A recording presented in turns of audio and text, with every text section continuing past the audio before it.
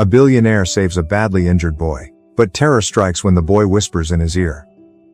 The chill sliced through Alexander Carter's custom overcoat as he exited the skyscraper.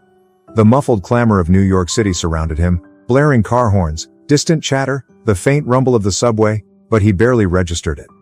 His polished shoes tapped against the sidewalk, his mind already cycling through the next call, the next deal, the next obligation. Another day, another win, at least that's how it should have felt. But there it was again, that hollow ache buried deep in his chest. It stirred when he adjusted his scarf, like an unwelcome visitor refusing to leave. Success always demanded more. Alexander had built his empire one careful step at a time, yet it all felt smaller now. It had felt that way since the day they'd laid Nathan to rest. He quickened his stride, weaving through the endless faces crowding the pavement. His assistant had texted him, another meeting, another document to sign. He should have felt energized, but his steps faltered when a flicker of motion drew his attention. A hunched figure was slumped against a dirty storefront, partially swallowed by the shadows of towering buildings. Alexander slowed, his brow furrowing. It was a boy. No more than 12, his dark hair clung damply to a feverish forehead. His tattered clothes hung loosely on his frail frame, his sneakers worn down to nearly nothing. He trembled, though Alexander couldn't tell if it was from cold or something worse. Alexander's gaze shifted away for a moment. He wasn't the only one who noticed. Dozens of people passed by, sparing only fleeting glances before moving on. Some walked faster, others deliberately looked away. The city churned forward, relentless and uncaring.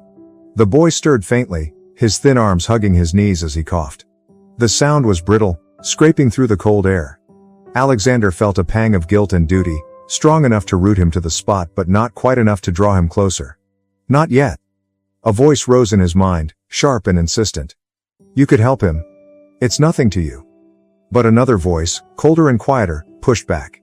He's not your problem. He was about to turn away when the boy's lips moved. The words were faint, barely audible over the biting wind. Alexander leaned closer, catching fragments. My sister. Don't let her. So scared. Alexander froze. The boy's voice, weak and shaking, carried a desperation that hit him like a blow. It was a kind of fear Alexander hadn't heard in years. His stomach clenched as images of Nathan flooded back. The hospital bed, the wires, the beeping monitors. The last time his son had called out to him in that same fragile, pleading tone. Pushing the memories aside, Alexander knelt next to the boy. Hey, he said, his voice uneven. Can you hear me? The boy's eyes fluttered open, dark and glazed, darting briefly toward Alexander before his head fell limply to the side. Up close, the boy's frailty was even more jarring. His cheeks were hollow, his skin pallid and sickly. Hey. Alexander repeated, more firmly this time. What's your name? The boy's lips barely moved, a faint whisper escaping. Jack. Sullivan? Alexander hesitated. He wasn't unfamiliar with the harsher realities of the city, but this was different. This wasn't just another faceless tragedy. He's a child, a voice inside him pressed. Alexander pulled out his phone and quickly dialed his driver. Get the car here, now, he commanded, his voice sharp and urgent. As he slipped the phone back into his pocket, he unwound his scarf and gently draped it over Jack's frail shoulders. The boy's trembling eased slightly, though he remained still. Hang on, Jack, Alexander whispered, his voice low and uncertain if the boy could even hear him. We'll get you to safety? Time seemed to crawl as Alexander knelt beside Jack, shielding him from the prying eyes of pedestrians. Each glance felt like a sharp reminder of how easily the world ignored its most vulnerable. When the sleek black car finally arrived, Alexander wasted no time.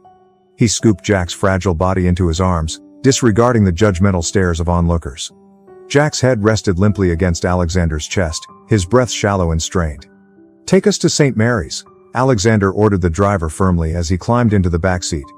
The car darted into the bustling traffic, weaving through the city's chaos. Alexander stared down at Jack's frail figure in his arms, a knot tightening in his chest. It wasn't just the boy's fragile state that unsettled him. It was the guilt that accompanied it. A gnawing guilt for every moment he'd spent chasing a life that now felt hollow, for every person he'd passed by without a second thought. As the city lights blurred past the window, Alexander's grip on Jack grew firmer. He didn't understand why he had stopped for this boy or why the mention of Lily had struck such a chord. But one thing was clear, he couldn't turn away now. The sharp smell of antiseptic filled Alexander's senses as he sat rigidly beside Jack's hospital bed. The steady beeping of the monitors pierced the air, relentless and unyielding, much like the memories haunting him. Jack lay motionless, his fragile frame barely indenting the crisp white sheets. His shallow breaths seemed to pull Alexander further into his own turbulent thoughts. The boy's pale face, with lips faintly tinged blue, was a stark image of vulnerability that chipped away at Alexander's carefully maintained facade. The setting was too familiar. Not this hospital, but the sterile lights, the persistent hum of medical equipment, the oppressive weight of helplessness, all of it dragged him back to those months with Nathan. He closed his eyes and saw it again. The cold glare of overhead lights, his son's lifeless hand in his own, and the brutal finality in the doctor's voice. "Mr. Carter." The nurse's voice jolted him back to the present. He turned, his face stoic, though his voice betrayed the weariness settling into him. "Yes. His vitals are stable for now," she said, her tone professional but gentle. "The doctor will run more tests, but he's severely malnourished. The fever may be masking other issues. We'll know more soon." Alexander nodded briskly, his throat tightening as the nurse exited the room. His gaze shifted back to Jack, focusing on the boy's small, dirt-smudged hands resting loosely on the hospital blanket. Jack stirred faintly, his lips moving in barely audible murmurs. Alexander leaned closer, his heart racing as he caught the hoarse whisper. "Lily. Don't let them. She's just a kid." Alexander's jaw clenched. The name had been etched into his thoughts since the boy's desperate plea on the street. The way Jack's voice cracked when he said it, tinged with fear and urgency, haunted him still. Reminded Alexander too much of Nathan in those final days. His gaze shifted to Jack's quivering hands. "Lily," he murmured gently, as though trying to gauge the meaning behind the name. "She's your sister?" Jack stirred faintly, his head lolling to one side. His eyelids flickered briefly, and for a moment Alexander thought he might wake, but the fever's grip remained unrelenting. His frail voice, fractured and weak, revealed pieces of a story Alexander was slowly piecing together. Alexander's fingers tightened around the armrest of his chair. "Who left you?" he wanted to ask, though he knew no answer would come now.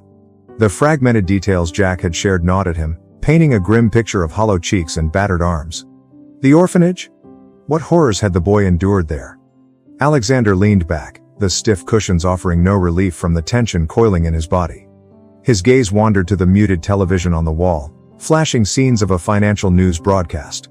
Headlines crawled across the bottom of the screen: mergers, market shifts, yet another corporate empire rising. Normally, it would have captured his focus, but now it seemed utterly insignificant. What does it all mean anymore? That question had haunted him more and more in recent days. Jack's frail figure lying in the bed brought the answer into sharper focus. Not much. Alexander's thoughts strayed to a room he hadn't entered in years. The nursery-turned-hospital room in his vast penthouse. Nathan's beloved toy cars still lay untouched on the shelf. He'd never found the strength to remove them. He could almost see Grace in the doorway, her expression weary and drained. Her voice quivering as she asked, "How much longer, Alexander? How much longer do we keep hoping for a miracle that won't come?" He'd wanted to argue, to insist they couldn't give up. But her eyes had already said what his heart wouldn't accept. They had lost Nathan long before his heart stopped beating. Jack's sudden, sharp cough shattered the memory. Alexander leapt to his feet, his hand instinctively hovering over the nurse call button, only for the coughing to subside into labored breaths. "I'm here," he said softly, though he doubted Jack could hear. For a fleeting moment Jack's face softened, his lips barely moving as he whispered again, "Lily." Alexander sank back into the chair, his chest tightening. The boy was fighting, clutching onto purpose even through the haze of fever. Protecting Lily wasn't just a goal, it was his anchor. The realization sparked something within Alexander, an ember of determination he thought had died with Nathan. He rose and paced to the window. Outside, the city churned with life. Cars rushed by, horns blaring, crowds surging forward in waves. His own reflection in the glass stared back, hollow-eyed and worn. "I won't fail you," he murmured. As the first rays of dawn crept through the cracks of the city skyline, Alexander turned back to the boy. He reached for the chair, sat down, and let his resolve solidify. This time, no matter the cost, he wouldn't turn away. Alexander stood in the dimly lit hospital corridor, the cold sterility of the walls pressing down like an unseen weight. Outside Jack's room, the rhythmic beeping of monitors punctuated the silence, each sound tugging him into the depths of his memory. Another hospital, another boy. Another battle he couldn't win. Nathan had been 8 when they first noticed something was wrong. It began with subtle signs. Exhaustion after playing, a cough that lingered too long. Alexander initially dismissed it. "He's just worn out," he reassured Grace. "Kids catch things all the time." But Grace wasn't buying it. She kept pushing for clarity until Alexander reluctantly agreed to have Nathan checked out. He could still picture the doctor's office, the sharp scent of disinfectant mixed with the low hum of conversations in the waiting area. Nathan sat next to him, gripping a battered blue toy car with chip paint. When the doctor walked in, clutching a folder close to her chest, her expression was unreadable. "Mr. and Mrs. Carter," she began gently, choosing her words with care. "There's something on the scans we need to discuss." The rest of her explanation blurred in Alexander's memory, something about Nathan's heart, an undiagnosed defect that had somehow gone unnoticed. "Rare," she said. "Serious, but treatable." Her reassurances couldn't stop the cold dread tightening around Alexander. He felt the world he knew slipping out of his grasp. The months after were a whirlwind of hospital visits, endless consultations, and multiple surgeries. At home, Nathan's room transformed into a recovery ward, complete with machines that beeped and hummed, tracking every beat of his heart. Alexander threw himself into work, convinced that more money and more resources could somehow solve the problem. He called in every favor, hired top specialists, even flew them in on private jets. But no amount of effort could change the reality. Nathan's small body was losing the battle. Grace stayed glued to Nathan's side, reading to him, feeding him, holding his hand through each procedure. Alexander tried too, but his efforts felt awkward and misplaced. He wanted to fix things, not sit helplessly as his son's strength ebbed away. The nights were the hardest. When the house fell quiet, Alexander would retreat to his study, a glass of scotch in hand, staring at a photo on his desk. It was from Nathan's 6th birthday, a snapshot of the 3 of them at the park. Nathan's grin stretched ear to ear, his hand smeared with frosting. Grace was laughing, her arm draped around Alexander, whose smile was hesitant but genuine. That moment felt like it belonged to another era. Then came the last week. After another collapse, Nathan was admitted to the hospital again. This time, the doctor's words carried less hope. "He's very weak," one of them explained, their voice hammering into Alexander's heart. "We'll do everything we can." But that word, "but," became Alexander's torment. He spent that night pacing the hallway outside Nathan's room. Inside, Grace read softly from Goodnight Moon, her voice steady despite the tears glistening in her eyes. Alexander couldn't bring himself to go in. He couldn't face seeing Nathan so frail, a shadow of the boy who once raced toy cars across the living room with endless enthusiasm. The next morning, Grace found him and insisted, her voice raw, "He's asking for you. You need to go in." Alexander stepped into the room, his chest tightening at the sight of his son. Nathan's face was pale, his eyes too large for his small frame. But when Nathan spotted him, a faint smile spread across his lips. "Hi, Dad," he whispered, his voice a mere breath. Alexander sat by his side, wrapping Nathan's fragile hand in his own. "Hey, buddy," he said with an attempt at a smile. "How are you holding up?" Nathan didn't respond. Instead, he lifted his eyes to Alexander, a gaze that cut straight through him. "Are you scared?" The words hit Alexander like a punch. He wanted to reassure Nathan, to promise him it would all be fine, but he couldn't lie. Instead, he gripped Nathan's hand tightly. "A little," he admitted quietly, "but I'm not going anywhere. I'm here with you." Nathan gave a slight nod, his eyelids fluttering shut for a brief moment. "It's okay," he murmured. "You don't have to be afraid. I'm not." Alexander felt his eyes sting as tears pooled and spilled down his face. Leaning in, he pressed his forehead gently against Nathan's. "I'm so proud of you," he whispered, his voice breaking under the weight of his emotions. "So proud." When the machines finally went silent, Grace broke down, her sobs filling the sterile room. Alexander stood motionless, his hand still wrapped around Nathan's, unable to let go. The crushing weight of his failure settled on him like a lead cloak. He had sworn to protect Nathan, to give him a chance at life. And he had let him down. Now outside Jack's hospital room, Alexander clenched his fists, the memory still raw in his mind. Jack's pale face and labored breaths were too painfully familiar. But this time, Alexander vowed to himself, things would be different. "I won't fail him," he muttered through gritted teeth, his voice resolute. "Not this time." The steady beep of monitors echoed in the background, relentless and unforgiving.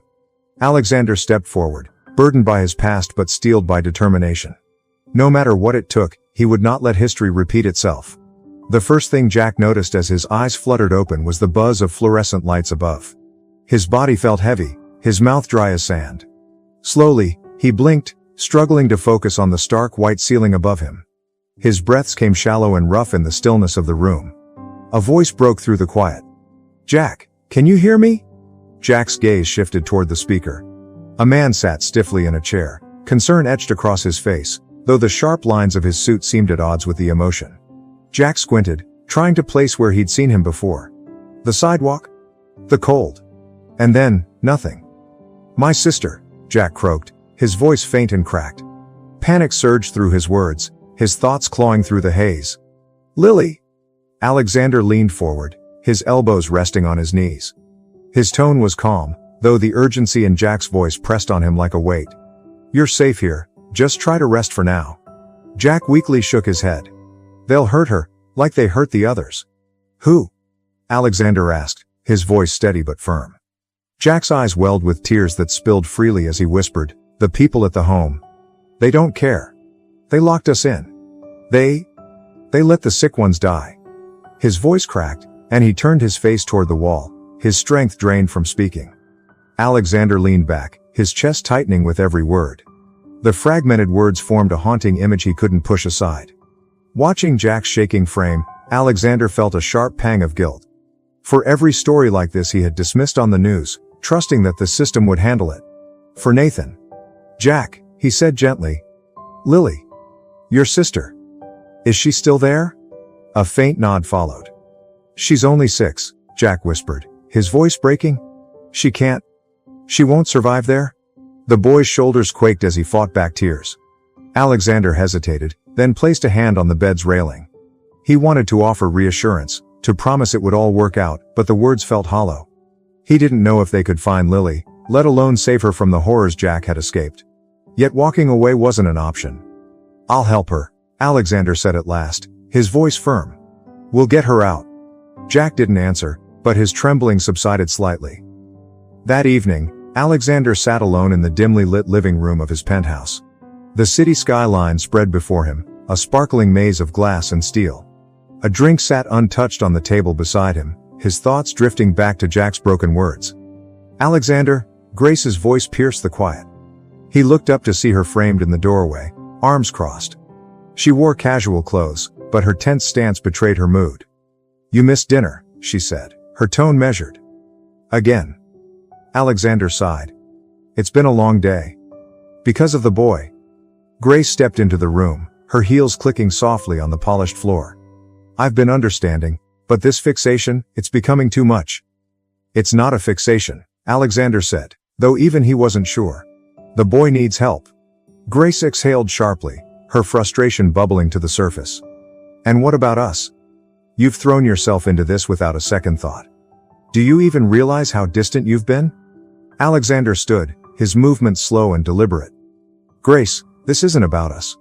Jack's been through hell, and he's fighting for his sister's life. And what about our lives?" Grace's voice rose, tinged with pain. "We've been fighting too, Alexander. But you're too busy saving everyone else to notice." She faltered, her voice trembling. "We've been drowning since Nathan." Her words landed like a blow, raw and unfiltered. Alexander looked away, his jaw tightening. "This is different," he murmured. "Is it?" Grace stepped closer, searching his face. "You're trying to fix what happened to Nathan by saving Jack. But Alexander, no matter what you do, it won't bring our son back." Alexander swallowed hard, searching for a response. "I know that," he said finally, his voice heavy. "But if I turn my back now, I'll be failing Jack the way I failed Nathan." The silence between them was suffocating. Grace stared at him, her eyes glossy with unshed tears. Shaking her head, she whispered, "I don't know how much more of this I can take." Before walking away, Alexander sank back into his chair, his gaze returning to the glittering skyline. Her words stayed with him, but so did Jack's. The fragile voice of the boy and his desperate plea for his sister mingled with Grace's accusations, pulling him in opposing directions. Alexander sat at his grand desk in the corner office of Carter Global Enterprises, the sprawling Manhattan skyline stretching endlessly beyond the glass. The faint hum of office activity filtered through the thick walls, yet Alexander's concentration was locked on the monitor before him. The boy's voice echoed persistently in his thoughts. They let the sick kids die. The orphanage, St. Vincent's Haven in Boston, presented itself as reputable. Its website showcased cheerful photos of smiling children and pristine facilities. Alexander scrolled through the pages, the overly polished presentation only heightening his suspicions. The details were sparse, with an exaggerated focus on donations and charity galas. It felt staged, a carefully crafted facade hiding something darker. A glaring warning sign appeared in the financials: St. Vincent's reported massive private funding but offered no detailed expenditure breakdowns. Alexander leaned closer, tracing his finger along the screen. "Where is all that money going?" he murmured. More clicks unearthed a convoluted network of shell accounts and ambiguous contractor names. He reached for his phone and dialed his assistant. "Lauren, I need everything we've got on St. Vincent's Haven. Financials, leadership, donor records, everything, and make it quick." "Yes, Mr. Carter," came her swift reply. He hung up, his thoughts already racing. A knock, firm and deliberate, broke his focus. Alexander looked up as Richard Harris, his longtime friend and business partner, strolled in. His trademark confident grin was firmly in place. "Alexander, burning the midnight oil again?" Richard teased, sauntering over with practiced ease. He sank into one of the leather chairs across from Alexander's desk, his gaze briefly landing on the screen. "What's got you so intense? Another acquisition?" Alexander hesitated, his hand hovering near the mouse. Richard had always been charismatic, but lately, something about his charm felt overly calculated. Keeping his tone steady, Alexander leaned back. "I've been digging into St. Vincent's Haven. Ever hear of it?" Richard's grin faltered ever so slightly, just a flash, but it was enough for Alexander to catch. "The orphanage in Boston, right?" "What about it?" Richard asked smoothly. "I met a boy," Alexander began, his voice firm. "He came from there. His story doesn't match the image the orphanage projects." Richard chuckled softly, leaning forward as if sharing a secret. "John, you've got to be cautious. People will say anything to get sympathy, especially kids from places like that. It's unfortunate, but it's how the world works." Alexander's eyes narrowed. This boy wasn't asking for money. He was running for his life. Richard's eyebrow arched slightly, his expression neutral but measured. "You're serious about this?" "I am," Alexander replied, his tone hardening. "Too many red flags, missing funds, unclear donors, no transparency." Richard leaned back again, his grin returning, though it felt forced. "You're chasing ghosts, John. Nonprofits, especially ones for kids, are messy. It doesn't always mean there's something sinister." Alexander watched him closely, his mind dissecting every word and gesture, sensing that there was far more beneath the surface. "You seem surprisingly quick to brush this off." "Because I've seen it before," Richard replied, spreading his arms wide. "We're in the business of big numbers, big risks." "Oh, it's easy to misinterpret things if you're looking too closely," Alexander said, his tone measured as he let the silence stretch. His steady gaze on Richard's face revealed his growing doubts. The following day, Alexander arrived in Boston, his expression hard as he approached the looming orphanage. Its cheerful exterior felt more like a mockery than a promise. A freshly painted sign announced St. Vincent's Haven, a place of hope. But the cracked bricks and windows with iron bars told another story. Inside, the air was thick, damp, with the sharp tang of industrial cleaner masking something more sinister. A frazzled woman at the front desk greeted him, her smile barely concealing her unease. "Can I help you?" she asked. Alexander introduced himself, holding out his foundation's business card. "I'm interested in partnering with the orphanage. Could I get a tour?" Her slight hesitation was noticeable but fleeting. "Of course, let me find someone to show you around." The tour was clearly staged. Alexander was escorted through classrooms filled with colorful posters and a common room where children listlessly played with a few mismatched toys. But the flaws were undeniable. Their clothes were threadbare, their eyes hollow. One boy instinctively recoiled when the guide stepped too close. Alexander stopped in a shadowy hallway, his gaze locking on a door with a heavy padlock. "What's in there?" The guide shifted, uneasy. "That's just a storage area, nothing important." "May I take a look?" Alexander pressed. "I'm afraid it's off limits," she replied, her voice suddenly firm. Alexander didn't push further, but as the tour concluded, his determination solidified. St. Vincent's wasn't simply a neglected institution, it harbored darker secrets. That night, back at his hotel, Alexander combed through the documents Lauren had provided. His heartbeat quickened as he recognized a familiar name buried in the financial records: Richard Harris. Over the last 3 years, Harris's company had funneled substantial donations into St. Vincent's Haven, with no clear trace of where the money had gone. Alexander leaned back in his chair, his fists clenching. The puzzle pieces were beginning to fit, and the picture they formed was damning. While the full truth remained elusive, one fact was undeniable. Richard's involvement wasn't altruistic. As the city's lights glimmered beyond his window, Alexander's resolve sharpened. The darkness surrounding St. Vincent's wasn't accidental, it was intentional. And he would uncover the truth, whatever it cost. Sitting in his office the next morning, the Boston skyline stretched endlessly behind him. A single file lay open on his desk, its pages splayed like evidence awaiting judgment. The name, Harris Industries, appeared too frequently to ignore. Richard's connection to St. Vincent's wasn't incidental, it was central. The intercom buzzed. "Mr. Carter, Mr. Harris is here to see you," Lauren's voice crackled. Alexander squared his shoulders, his jaw tightening. "Send him in." The door opened, and Richard strode in, radiating his usual charm. His tailored suit and effortless smile were tools he wielded expertly. He clasped his hands together with practiced ease. "John, what's the rush? You sounded serious." Alexander gestured toward the chair opposite him. "Take a seat." Richard's grin flickered briefly before he complied, settling into the chair with a casual demeanor. "You look tense. Something wrong?" Alexander leaned forward, his elbows resting on the desk.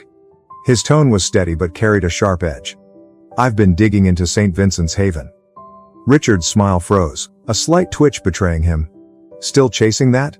I told you, non-profits like that are always a mess. It's not worth—" "Your company funneled over $10 million there in the past 3 years." Alexander interrupted, sliding a document across the desk. "But none of it appears in their operational records. Care to explain that?" Richard's eyes flicked to the paper, his face carefully blank. "Donations, John. That's how the game's played. Tax benefits, good PR, it's standard." "This isn't standard," Alexander countered, his voice firm. "This is money vanishing into shell accounts tied to businesses under your control." Richard laughed dryly, the sound hollow. "You're overthinking it. Trust me, it always looks bad on paper." Alexander slammed his hand on the desk, the sound echoing. "Stop lying to me, Richard. You've been laundering money through that place. What's it for?" For a fleeting moment, Richard's polished facade cracked, irritation flashing across his face. "Watch your tone," he said, his voice quiet but firm. "You're treading dangerous ground." Alexander leaned back, folding his arms. "Was that a threat?" "Call it a warning," Richard replied smoothly, regaining his composure. "You've built an empire, John. Don't throw it away chasing ghosts." "I'm not chasing ghosts," Alexander fired back. "I'm hunting answers, and if I find out you've been exploiting those kids—" "Exploiting?" Richard's laugh cut through the tension, sharp and mocking. "Don't kid yourself. Do you think anyone else cares about those kids? The world doesn't notice them. At least I'm giving them some worth." Alexander's stomach churned as he stared at the man he thought he knew. Or maybe, he thought bitterly, he'd never really known him at all. "You're disgusting," Alexander said, his voice low. "Get out." Richard stood, his grin returning, darker this time. "You're out of your depth, John. Let this go. Or you'll regret it." As the door clicked shut, Alexander exhaled, his mind racing. Richard's words confirmed his suspicions. This wasn't just about financial fraud. The web ran deeper, and the price of uncovering the truth grew more dangerous with each step. That night, Alexander returned to his penthouse, the confrontation weighing on him. The soft glow of the living room lights greeted him, along with Grace sitting on the couch, a glass of wine in her hand. Her gaze was unreadable as she glanced up. "You're late," she said, her voice clipped. "I had a meeting," Alexander replied, loosening his tie. "A critical one." Grace set her glass down with a deliberate clink. "Another meeting, another day where I barely catch a glimpse of you." He exhaled heavily, dragging his hand through his hair. "Grace, I'm trying to fix something that has nothing to do with us," she cut in, her tone sharp as she stood. "Alexander, do you even realize what you're doing? You're throwing everything into this boy, this investigation, and locking me out." Alexander turned, the tension in his eyes unmistakable. This isn't just about Jack. It's bigger than that. Everything with you is always bigger, Grace snapped back. Your business, your deals, your endless crusades. But what about us? What about me? Her voice rose, her frustration boiling over. I can't just let this go, Alexander shot back, his composure starting to fray. Do you even know what I've uncovered? Children being hurt, money being stolen? And what about our son? Grace's voice cracked, tears spilling over. You couldn't save him, and now you think saving this boy will somehow fix it? Alexander froze, her words cutting deep. This isn't about Nathan, he said softly, though his voice trembled. I couldn't save him. But maybe I can save someone else. Grace shook her head, her voice trembling with grief and anger. You're losing yourself, Alexander. And I don't know how much longer I can stay and watch it happen. Turning, she walked toward the bedroom, leaving Alexander standing in the dim light of the room. He watched her go, the weight of the silence closing in around him. As the city lights flickered through the windows, he sank onto the couch, burying his face in his hands. Both his personal and professional lives were slipping through his fingers. Still, amidst the unraveling chaos, one thought stayed clear. He couldn't stop. Not now. Not when the truth was so close. Leaning against the hospital wall, Alexander wiped the sweat from his brow as the sterile scent filled his lungs.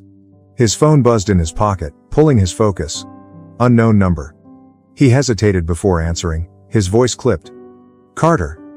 The voice on the other end was low, gravelly, distorted, intentionally masked. You're prying into things you shouldn't. Alexander's grip tightened on the phone. Who is this? That's irrelevant, the voice replied. What matters is the girl, Lily, is in immediate danger. They've moved her out of the orphanage. If you don't act fast, she'll disappear. Alexander's heart pounded. Where is she? Tell me where they've taken her. They're transferring her tonight, the voice said. An address is coming your way. A pause followed before the voice added, Be careful. You're being watched. The line went dead. Alexander stared at the phone, his pulse racing. Before he could process the warning, a text appeared with an address. Somewhere on the outskirts of Boston, in an industrial zone. He hesitated, his fingers hovering over the screen. Who could he trust with this? Not the authorities. Richard's influence could easily extend to them. Before he could make a move, the intercom buzzed loudly, pulling his attention. Code Blue, room 312. Code Blue. Jack's room. Alexander's heart sank as he bolted down the corridor, his shoes squealing on the polished floor. Chaos greeted him the moment he stepped into Jack's room. Nurses moved with hurried precision, one calling for epinephrine, another adjusting Jack's oxygen mask. The boy's frail body convulsed against the bed, his pale face glistening with sweat. Alexander froze in the doorway, unable to breathe. Suddenly, he wasn't in the hospital anymore. He was back in the nursery, helplessly watching as Nathan's fragile body succumbed to the machines. Mr. Carter, you need to leave, a nurse said sharply, jolting him from the memory. No, Alexander replied, his voice shaky but determined. I'm staying. He stepped inside, keeping enough distance to avoid interfering but grounding himself amid the chaos. Jack's eyes fluttered open, unfocused. Alexander moved closer, his voice calm and low. Jack, I'm here, stay with me. The boy's lips moved, but the words were barely a whisper. Alexander leaned closer, straining to hear. Save me. The plea hit him like a hammer, tightening his throat. It wasn't just a request, it was a command, uttered with every ounce of strength the boy could muster. The nurses worked tirelessly, stabilizing Jack's heartbeat and easing his strained breathing. Eventually, the tension in the room ebbed, leaving an exhausted silence. The attending doctor approached Alexander, pulling off his gloves with a sigh. He's stable for now, but his condition is critical. We'll need to do whatever it takes, Alexander interrupted, his voice like steel. Money isn't an issue. The doctor nodded, but Alexander's attention had already shifted back to Jack, watching the boy's chest rise and fall with effort. Then his phone buzzed, displaying an address that burned itself into his mind. The choice before him was agonizing. Stay to ensure Jack received the care he needed, or act on the lead and find Lily before it was too late. His fists clenched. Leaving Jack after what had just happened felt like a betrayal. But Jack's words replayed in his head. Save her. Alexander bent over the bed, his voice soft but firm. Jack, listen to me. I'm going to find Lily. You just focus on getting better, okay? Jack stirred slightly, a tear slipping down his cheek. Promise, the boy whispered, his voice barely audible. Alexander swallowed the lump in his throat. I promise. Straightening, his resolve hardened. Turning to a nurse, he issued orders. Call my assistant, Lauren Carter. She'll handle anything the hospital needs. Doctors, equipment, specialists, whatever it takes. Just keep him alive. Without waiting for confirmation, Alexander walked out, gripping his phone tightly. The address was seared into his mind as he made his way to the parking garage, every step weighed down by his decision. As the city blurred past his car window, his thoughts raced. Time was slipping through his fingers, and the forces he was up against were darker and more dangerous than he'd imagined. But retreat wasn't an option. He'd made a promise to Jack, and for the first time in years, Alexander Carter intended to keep it. The investigator's office was a small, dimly lit room in downtown Boston, packed with stacks of papers, maps, and the lingering smell of stale coffee. Alexander leaned over the cluttered desk, his eyes scanning the files Tony, his investigator, had spread out. Each page he read added to the heavy storm building in his chest. These are Emily Sullivan's files, Tony said, tapping on a pile of handwritten notes and typewritten reports. She was an accountant before her death.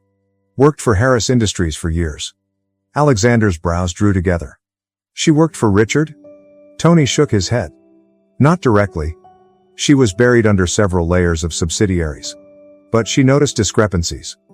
Funds being funneled through shell accounts, payments to fake contractors. She tried to blow the whistle. Alexander picked up one of the papers.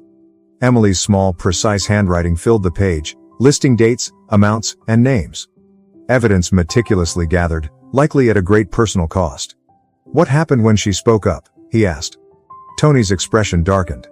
She filed an internal report. 2 weeks later, her car went off a bridge. Officially, it was ruled an accident. He gestured to the pile. But Emily wasn't the only one asking questions. 3 others tried to speak out. They're all dead. Alexander's grip on the paper tightened. Emily's story was becoming clearer. A woman who had uncovered too much and paid the ultimate price. And Lily? He asked, his voice low. Tony flipped to another file. Emily had 2 kids, Jack and Lily. After she died, they were sent to St. Vincent's Haven. From what I've found, Richard used that orphanage as a front, for trafficking, laundering money, selling kids. Lily was next in line. Alexander's chest constricted as he looked at the photograph clipped to the file. It was an old picture of Emily in a park with her children. Jack, younger and healthier looking, clung to her side, while beside him stood a little girl with curly hair and bright, innocent eyes. Lily. Where is she now? Alexander's tone was sharp. Tony hesitated. The address you got matches a safe house tied to Richard's operation. It's where they hold the kids before moving them. If she's still there, you don't have much time. Alexander grabbed the file and headed for the door. Send me everything else you have. I'll take it from here. Tony called after him, his voice tinged with concern. Be careful, Carter. These people don't play by the rules. The safe house loomed in the frigid Boston night, its cracked brick walls lost in shadows. Alexander parked a block away, his heart pounding. He had no plan beyond getting inside and finding Lily. The image of her wide-eyed smile in the photo drove him forward. He slipped through the dark alley until he reached a rusted metal door, slightly ajar and swaying in the breeze. His pulse thundered in his ears as he paused, then stepped inside. The atmosphere was heavy, thick with a musty smell of mildew. Dim fluorescent lights buzzed faintly, casting a pale glow over a maze of narrow hallways. Alexander moved with care, each step muted against the cracked linoleum beneath him. Passing by abandoned rooms, he noticed graffiti smeared across the walls, scattered remnants of forgotten lives strewn about. Then, barely perceptible, came a sound. A soft, stifled cry. He followed it, drawn to a small room at the corridor's end. He pushed the door open and froze. Huddled in the corner, wrapped in a frayed blanket, was a tiny, trembling figure. The girl's dark curls were tangled, her body shaking. Alexander crouched slowly, his voice calm but resolute. Hey, it's okay. You're safe now. The girl didn't stir, her eyes squeezed shut in fear. Alexander hesitated, then reached out, his hand hovering near her shoulder. Can you tell me your name? The girl shifted slightly, her faint voice barely audible. Lily. Relief coursed through Alexander, a wave that nearly stole his breath. He wanted to whisk her away immediately but held himself back, moving with care. Lily, he said softly. My name's Alexander. Your brother Jack. He sent me to find you. Her eyes fluttered open at the mention of Jack, wide and filled with fear. Jack, he's safe, Alexander reassured her, his tone steady. He's waiting for you. Tears slipped down her cheeks as she whispered, I want to go home. Alexander swallowed hard, forcing back the emotion rising in his chest. I'll take you home, he promised. But we need to leave right now. He wrapped the worn blanket snugly around her and gently lifted her. She clung weakly to him, her small fingers clutching his coat as he carried her through the dim hallways. Every creak in the floor, every shadow, felt like a threat. Alexander didn't stop. His determination pushed him forward. When they finally emerged into the icy night air, he held Lily close. For the first time in a long while, hope flickered within him. Finding Lily was only the beginning. There were still truths to uncover, and Richard Harris had a price to pay. Alexander's breath clouded the frigid air as he stepped into the eerie expanse of the deserted warehouse. Steel beams stretched into the darkness, the vast emptiness broken only by the steady drip of water and the distant hum of machinery. In his hand, he carried the thick file Cole had assembled, filled with Emily Sullivan's precise documentation. It was his weapon, the truth, honed to slice through Richard Harris's deceptions. Richard stood in the heart of the warehouse, his figure illuminated by a faltering overhead light. He seemed unbothered, his hands stuffed in his coat pockets, his stance casual. But his sharp, calculating eyes betrayed the storm raging beneath his calm demeanor. John, Richard drawled, his voice smooth yet edged with scorn. I thought you'd be smart enough to drop this. Alexander didn't answer immediately. His pace was measured, every step purposeful. The folder was gripped firmly under his arm. When Alexander halted a short distance from Richard, he flung it onto a nearby crate, sending its contents scattering. Photographs, financial records, transaction logs. Recognize these, Alexander said coldly. Richard's eyes drifted to the documents briefly, his grin widening. You've been busy. Alexander's voice rose with anger. Emily Sullivan was killed because of you. Her kids were abandoned to rot in that pit you called an orphanage. And for what? To bankroll your sick trafficking operation. Richard's grin vanished, replaced by a calculated icy stare. Careful, John, he said flatly. Throwing around accusations like that could land you in trouble. Alexander's fists clenched. I'm not the one who should be worried. Richard stepped closer, lowering his voice into a sinister whisper. Do you really think some paperwork changes anything? You're a businessman, John. You know how this works. Power isn't about being right, it's about controlling the story. Alexander held his gaze, unshaken. You don't scare me. Richard let out a dark chuckle. Maybe you should be. You've got a lot to lose. Your company, your name, your family. The mention of his family sent rage coursing through Alexander. If you so much as go near them. Relax, Richard interrupted, raising his hands mockingly. No need for threats. I'm just saying people like you don't beat people like me. You're out of your league? Alexander stepped closer, his voice a low growl. You're going to pay for this. Richard smirked and turned away, feigning disinterest. You're sentimental, John. It's your greatest flaw. Footsteps echoed faintly in the distance. Richard turned back, his expression hardening. You should leave now, John. Things might get messy. Alexander didn't budge, his eyes locked on Richard's in an unspoken vow. Then, without another word, he turned and vanished into the shadows, leaving the folder behind as a warning. At the hospital, tension hung heavy in the air. Grace sat in the waiting room, her hands tightly clasped in her lap. The harsh fluorescent lighting did little to soften the gravity of Jack's situation. The boy was in surgery, his fragile body battling against impossible odds. Grace glanced at the vacant seat beside her. Alexander should be here, she thought, her mind returning to their last conversation. His resolve to save Lily, to finish what Emily Sullivan had started, had been unyielding. For the first time in months, she began to grasp the depth of his need to act, to seek redemption, to find purpose amidst his pain. A nurse approached, her expression calm yet unreadable. Mrs. Carter? Grace stood abruptly, her heart hammering. Yes? The surgery is ongoing, but it's still touch and go. The doctors are doing all they can. Grace nodded, her throat tight with emotion. As the nurse moved on, she sank back into her chair, her hands trembling. She closed her eyes, murmuring a prayer for both Jack and Alexander. She hoped, wherever he was, he would return safely. Hours later, Alexander arrived at the hospital, exhausted from his confrontation with Richard. His damp clothes and lined face reflected the toll of the night. In the waiting room, he found Grace, her eyes swollen but determined. Without a word, she embraced him tightly. "You're late," she whispered. "I'm sorry," he replied. "Just promise me you'll come back," she said, her voice steady. Alexander nodded, unable to speak. In the operating room, Jack's heartbeat mirrored Alexander's as dawn broke over the horizon. Alexander and Grace sat together, their hands entwined, united by hope and fear. The machines in Jack's room had gone quiet, replaced by sunlight streaming through the window. Propped up by pillows, Jack's pale face began to show vitality. His hand rested in Lily's as she whispered, "You're okay now." Jack nodded faintly, glancing at Alexander. "Thanks to him," Jack said, bringing a glimmer of pride to Alexander's chest. Lily approached Alexander, her expression serious. "Thank you," she said softly. Alexander knelt, replying, "You're safe now. Both of you." In the days that followed, recovery brought reflection. Grace stayed close, her presence a comfort. One afternoon, watching Jack and Lily play, Grace said gently, "You've changed." Alexander frowned, and she smiled faintly. "You used to measure everything in profit and loss. But now I see someone who values himself differently," Alexander replied. "They gave me purpose," he admitted. Grace's hand rested on his. "I see it too, and I want to help," she said. For the first time, hope flickered between them. A month later, Alexander addressed the Carter Global Board. "We've achieved success, but I lost sight of true impact," he said, presenting Emily Sullivan's legacy.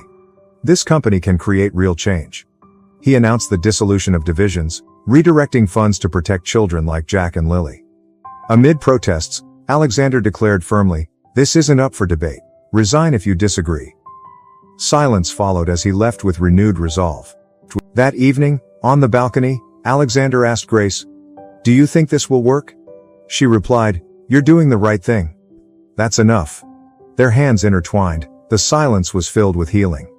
Alexander watched Jack and Lily embrace their new lives, their laughter a symbol of hope regained. As he stood in the park, the golden leaves reflected his peace. Scarred but clear, Alexander embraced redemption, knowing it was only the beginning.